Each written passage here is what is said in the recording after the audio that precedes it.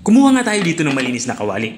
Ang gagawin natin dito ay papakulan natin itong 1 kilong balunan ng manok. Naglagay na nga tayo dito ng tubig. Ang tubig naman ay dapat nakalubog itong ating balunan ng manok. Tatakpan natin to at papakuloy natin to ng mga 1 oras o hanggang sa lumambot itong balunan ng manok. O kaya naman kung may pressure cooker kayo, mas maigi. Mabilis nyo itong mapapalambot.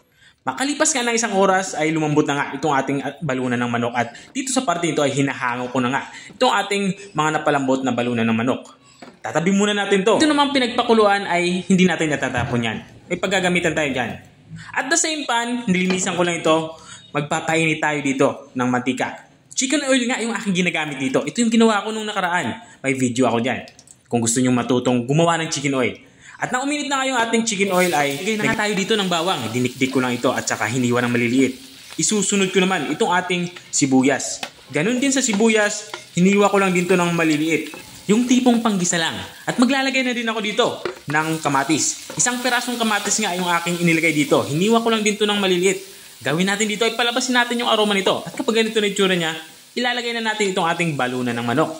Bali itong ating balunan ng manok ay hiniwa ko lang dito ng maliliit. Ang gagawin natin dito ay isasangkot siya natin itong ating balunan ng manok.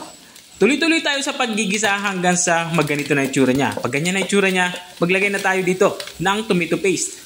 Ang ginawa ko lang dito sa tomato paste ay ginisa ko lang din to para mabawasan yung asim nito. Saka ko to hinalo dito sa ating balunan ng manok.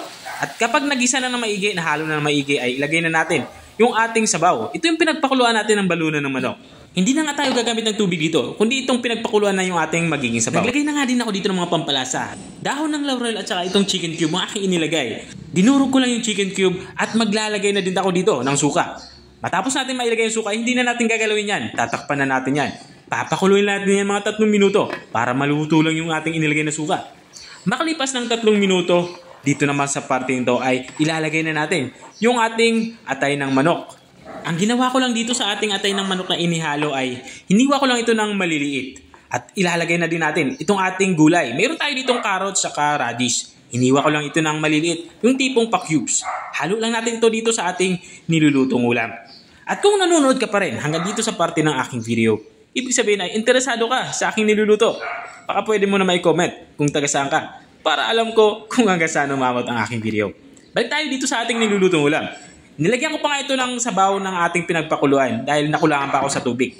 At saka ko to tinakpan. Pakuluin natin to ng mga 5 minuto. Mabilis lang naman maluto itong ating inihalong gulay. Take note, yung ating balunan ay luto na ito at malambot na ito. Bali, ang lulutuin lang talaga natin dito, itong ating gulay saka itong ay inilagay nating atay ng manok. Dito nga sa parte nito ay tinitimplahan ko nito kung pasok na sa aking panlasa. Naglagay ako dito ng patis. Kung wala kayong patis, okay lang na masin. At black pepper or pamintang durog.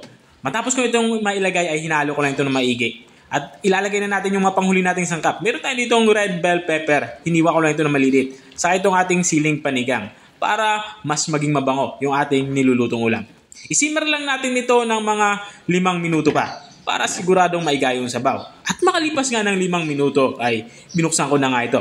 Dito nga sa parte nito ay lutong-luto na nga yung ating ulam pananghalian. Ito na nga yung ating chicken bopis. Kung nakarating ka hanggang dito sa dulo ng aking video, maraming salamat sa panunood. At kung nagustuhan mo naman yung bago nating resepeng ibinahagi, baka pwede mo naman to i-share. O siya, hanggang dito na lang ako. Kita-kita ulit sa mga susunod kong mga videos. Paalam! Bye-bye!